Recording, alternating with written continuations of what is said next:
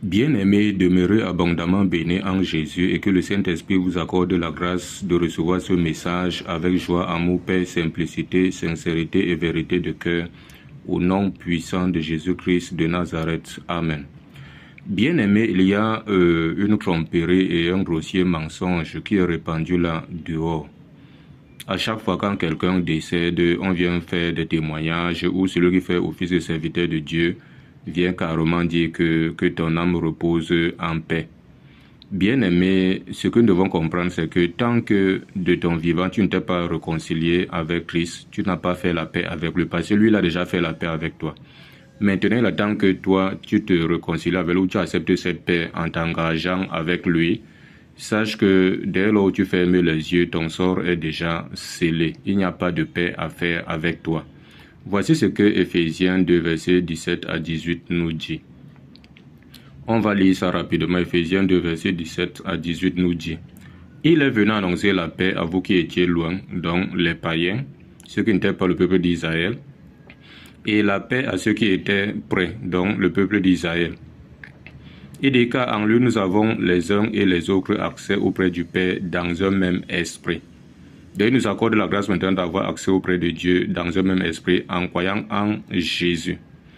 On voit l'histoire du riche et de Lazare à Luc 16, verset 19 à 31. Verset 19 à 31 de Luc 16 nous dit ici. Nous dit, il y avait un homme riche qui était vêtu de pourpre et de fin lin qui chaque jour menait joyeuse et brillante vie. On dit un pauvre nommé Lazare était couché à sa porte, couvert d'ulcères, et désireux se rassasier des miettes qui tombaient de la table du riche, et même les chiens venaient encore lécher ses ulcères.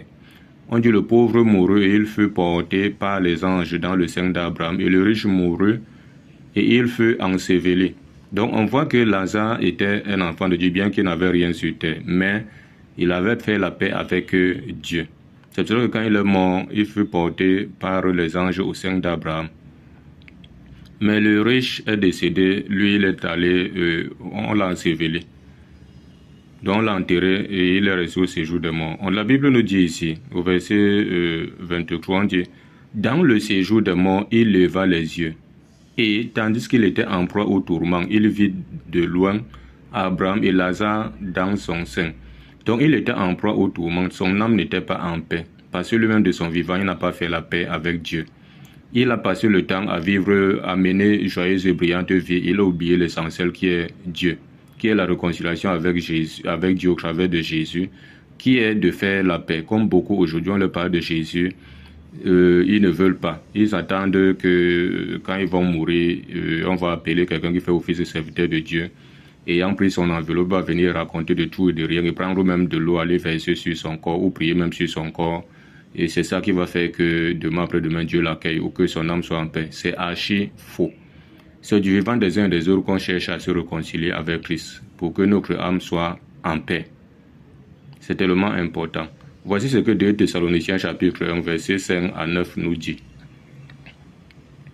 2 Thessaloniciens chapitre 1, verset 5 à 9 nous dit. Il dit, c'est une preuve du juste jugement de Dieu pour que vous soyez jugés dignes du royaume de Dieu, pour lequel vous souffrez. Car il est de la justice de Dieu de rendre l'affliction à ceux qui vous affligent, et de vous donner à vous qui êtes affligés du repos avec nous. Il dit, lorsque le Seigneur Jésus apparaîtra du ciel avec les anges de sa puissance. Voilà. Quand il va apparaître du ciel avec les anges de sa puissance, pour faire quoi? On dit au milieu d'une flamme de feu, pour punir ceux qui ne connaissent pas Dieu. Donc toi, qu'on essaie de parler de Jésus, toi le païen, là, toi qui refuses, sache que tu seras puni et ta punition sera dans les temps de feu. N'attends pas quand tu as déjà fermé les yeux, quoi, que là Dieu va t'accueillir, c'est faux. Ou tu seras en paix, c'est faux. Dieu viendra punir ceux qui ne connaissent pas Dieu et ceux qui n'obéissent pas à l'évangile de notre Seigneur.